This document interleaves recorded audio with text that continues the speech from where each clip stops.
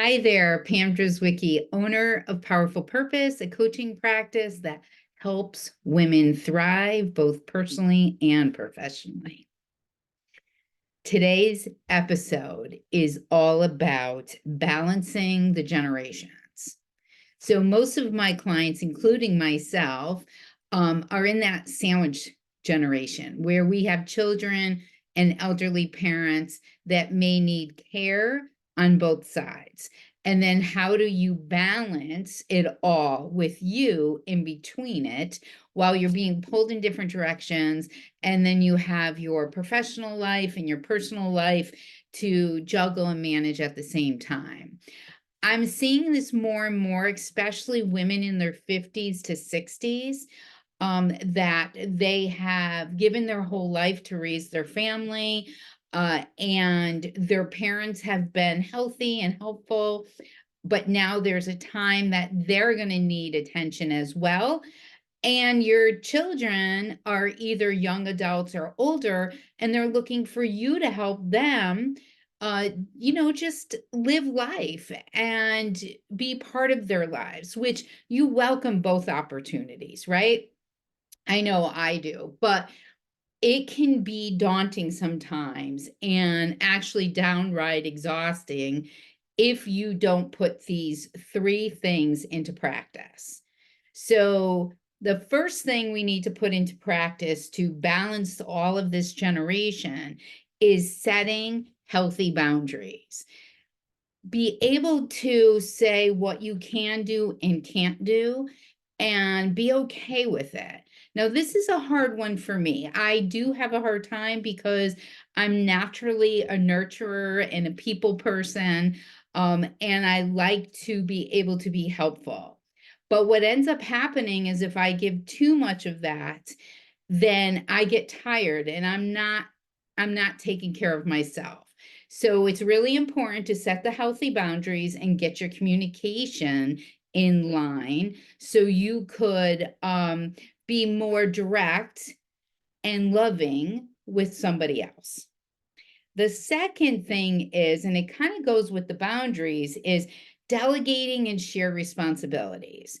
So just even if you're an only child, there's other services and people that you may be able to call upon. Maybe it's aunts or uncles or cousins, or it's services of patient advocate or something that could help share in those responsibilities.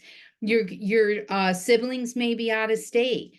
Just because they're out of state does not mean that they can't make phone calls or be involved in whatever you need. Okay, so that's balancing the generations.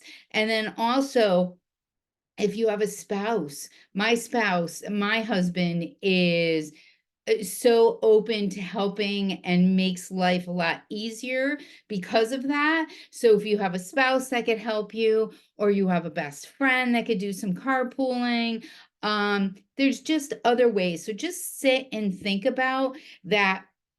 We don't have to take on everything. And when you realize that that's the case, it makes things a lot easier. Now, the third thing is carving out time for you. Yeah. So even though you're really busy and you're probably like, Pam, how do you think I'm supposed to do that? I'm doing this, I'm running here, I have to be at work, I'm running my business. There has to be some period of time in your day that you could find that you need to carve out for yourself. Now, if that's prayer time, if that's going for a walk, or doing a craft or reading, or even taking a 15-minute power nap, so important to carve out some time specifically for you. Now, I'm bringing this topic because it's very fresh to me. And I wanted to share it. And also, I'm seeing it more because of this caregiver compassionate circle that I'm running with Liz Cornish. And other women have elderly parents that are either living with them or are in a facility, but need help and care to not feel guilty about living their own lives while they're managing all of this. That's important. So remember, when we're balancing our generations, what we need to remember is to set healthy boundaries, delegate and share the responsibility, and carve out time for you.